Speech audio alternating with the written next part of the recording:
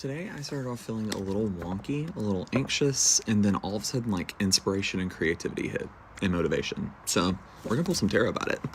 Shout out to my friend's beautiful backyard and beautiful back patio where I'm staying, and literally really helps me tap into the witchy vibes. You guys can't see it, but there's still plants and stuff out here because it's not too terribly cold here. Last night was the first night it got down like in the 30s where I'm at. So someone today just needs some confirmation that things are gonna be okay. They're not gonna go bad. You think they're going to go bad because you're seeing similar things repeat. And we actually talked about this a little bit the other day, my other tarot reading, like my other card pull that I did. But this card, literally, it's from the Fantod tarot deck, but it's not actually a tarot deck. It's an oracle deck, but it's by Edward Gorey. He does really fun, crazy, scary art like this, but it's cool and spooky. But this card literally means what most you fear is coming near, but it came out in reverse, applying to the rest of the advice, which means the things you fear, they're far out of reach. They're far away.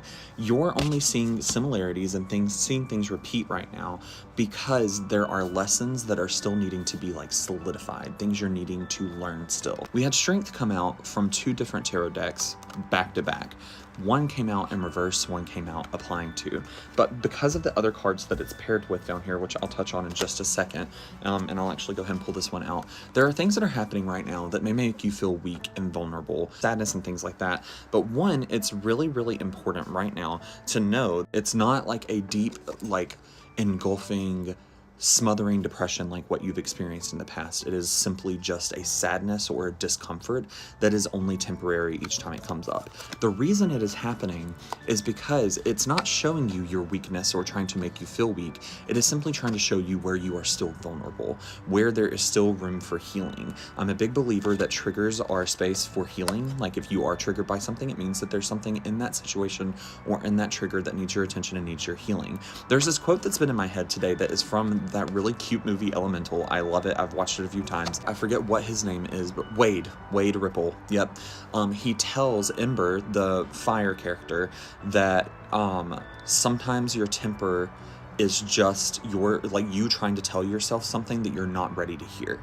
And that's very similar for here, is that the negative feelings you're getting, the things you're getting angry about, the things that are making you feel sad, you need to hear it, but you just aren't ready to yet. You're avoiding it.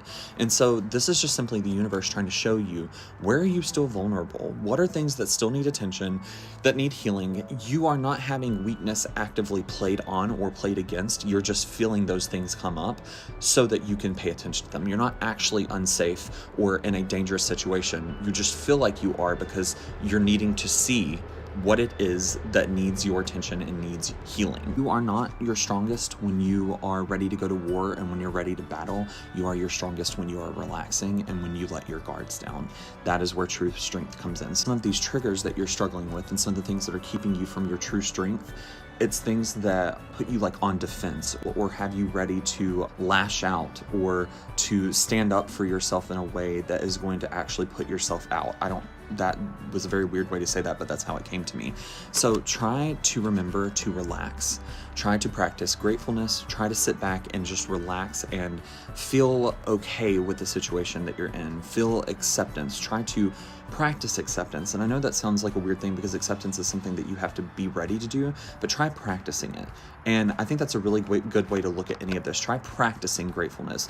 Even if you're not feeling grateful, practice it. Someone seems to be stuck in a little bit of a rut here when it comes to motivation versus action or motivation versus movement. Things may not feel like they are working out in harmony for you right now. So that's getting you bogged down and getting you in a place where you don't feel connected with your career or connected with the way things are playing out for you, especially something specifically about going into the holiday season, going into a break or going into time off or time away. It's like you're questioning a lot about not stability, but the like long-term happiness, not even the happiness, like the long-term realisticness or practicality to what it is that you're doing. And I think that those questions are coming to you, or that questioning actually is coming to you because you're needing to question, why are you even doing what it is you're doing right now anyway? Why is it that you are in this career or on this path? And why do you feel like it's not going to take you anywhere? Or why do you feel like it's not going to lead to what it is that you want to do? There's something specifically here about asking the right questions, not just questioning, but asking specifically the right questions. So try to find what the questions are behind the questions on what you're questioning. That's a lot of questions. If you're asking why are you asking why? Why do you want to know? What is it that you're needing to find out right now in the moment to feel better? And then act on it. Invite movement, invite motion, invite thrill into your life. Introduce motion to fight your fear. Don't mentally prepare so long that you miss your opportunity. Don't process for so long that you miss your opportunity. Just go, just act. If you're needing motivation, move. There's also something about like going through the motions. If you want to feel better about yourself, put on your best dress for no reason. Basically just get out there and do the things that you know you like to do, dress up and come up with plans, come up with steps to keep your mind busy while your soul is processing, and to allow the universe to communicate with you through signs in your environment by going to new places, because you might learn something that you did not expect to learn. Do not isolate yourself. Do not ice yourself out. Do not put yourself aside. Do not close up.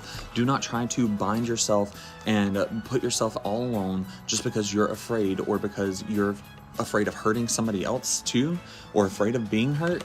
Put yourself out there, enjoy life, try to find movement and motion that you can tap into at all points in time. This is not going to end badly for you. Just put yourself out there. That's all you got to do.